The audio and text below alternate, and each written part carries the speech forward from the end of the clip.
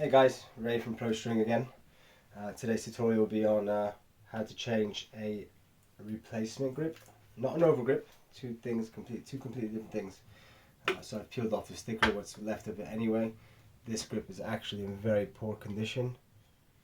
I did text the client originally saying, would you like to change any of your grips? He brought two rackets in, a Wilson Clash as well as this Wilson Blade V8 101.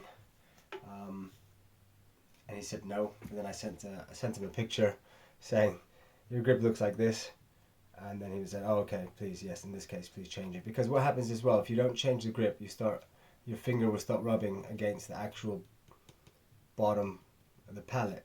They're called pallets, and that can be quite harsh for the hand, and what happens then, your hand can start having blisters. So this is still the original grip, so they've been using this for quite some time, which makes my life a bit more difficult, and I'll show you why in a moment.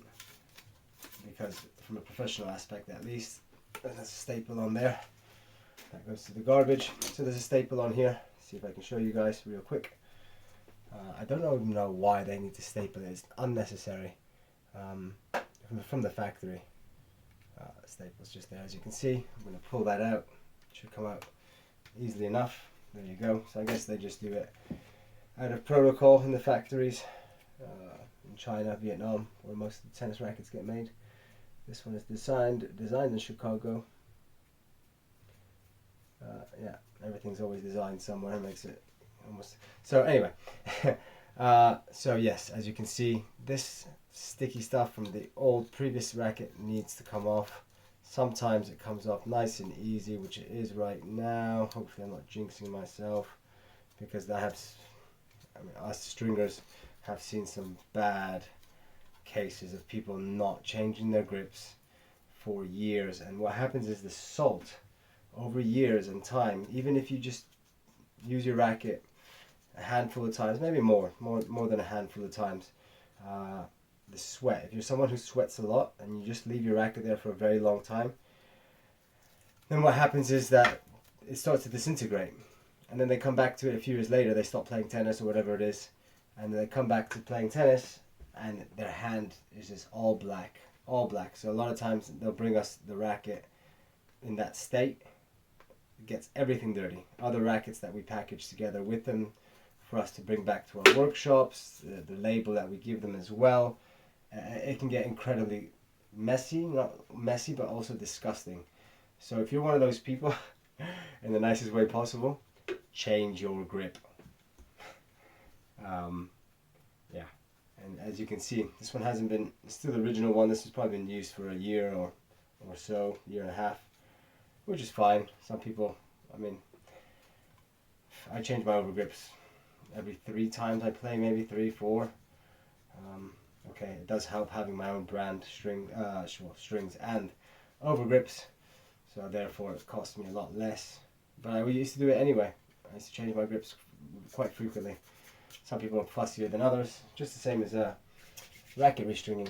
The lifespan of a string tension-wise is only 3 months. I have clients that can't stand their tension after 2 weeks, and they'll happily chop them out. I'm a bit like that as well.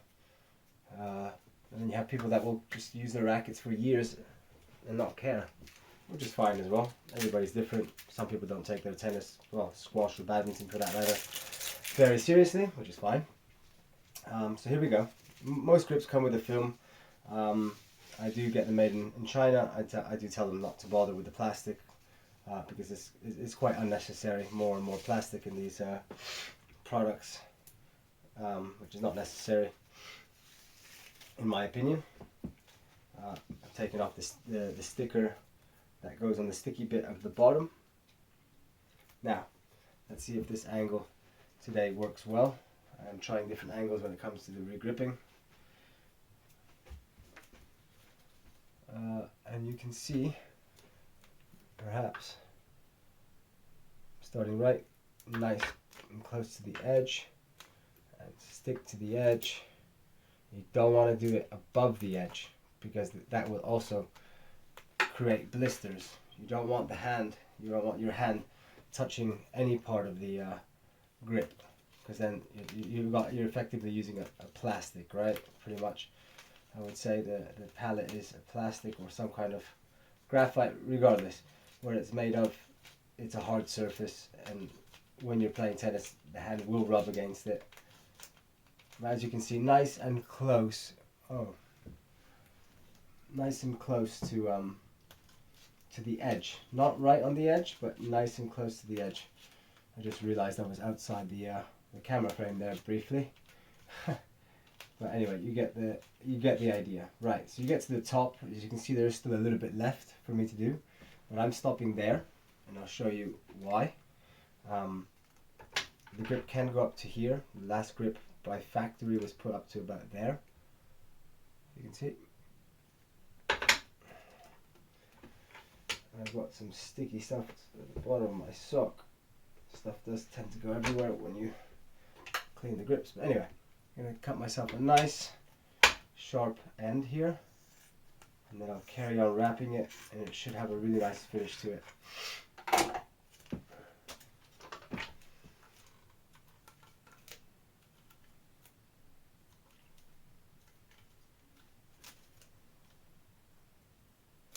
Get yourself the sticker, and just simply wrap the sticker around the top of the grip.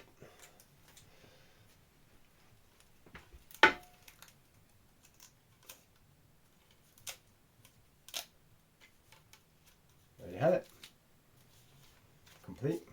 All done. So, as you can see, no bumps, no elevations. That's when you know you've done a good job with the base grip. Smooth. If it's bumpy, you've gone too far over. But some people don't care. Some people don't know the difference. So you can kind of do it as you wish. But that, if you're looking for a professional finish and a nice comfortable finish, that's definitely your method, I would say. Alright guys, hope you enjoyed that, hope it was helpful, and see you soon on another video that I will upload at some point. Take care guys, bye bye.